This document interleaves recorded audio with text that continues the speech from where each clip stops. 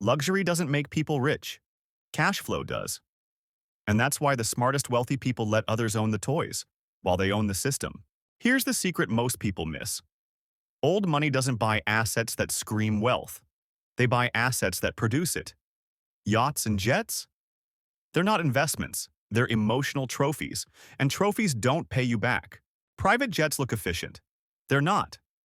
A jet that costs $50 million costs $6 to $8 million per year to operate, flies only a few hundred hours annually, sits idle most of its life, still burning cash. Rich people don't crash financially from bad investments. They crash from maintenance, staff, hangars, and depreciation. That's why many billionaires rent jets instead of owning them. A $300 million yacht doesn't just sit in the ocean looking rich. It bleeds money every single day, even when it never moves. Crew salaries, $5 to $10 million a year. Fuel, docking, insurance, repairs. Another $10 to $15 million total yearly cost. Up to 10% of the yacht's value. That's $30 million per year. To own something that loses value faster than a luxury car. Most yachts? They sell later for half the price, if you're lucky. Everyone thinks yachts and private jets are symbols of success. But behind the champagne photos, they're some of the fastest money-destroying machines ever built.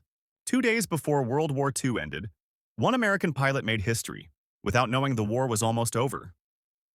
August 13, 1945. High above Korea, 38 American fighters suddenly encountered more than 50 Japanese aircraft.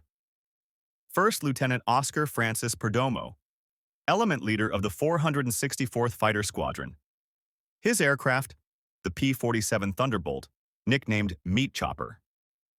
The P-47 wasn't elegant, it wasn't light, but when it fired, it destroyed everything in its path.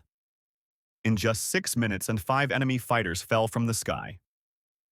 When Perdomo landed, he didn't know what he had done.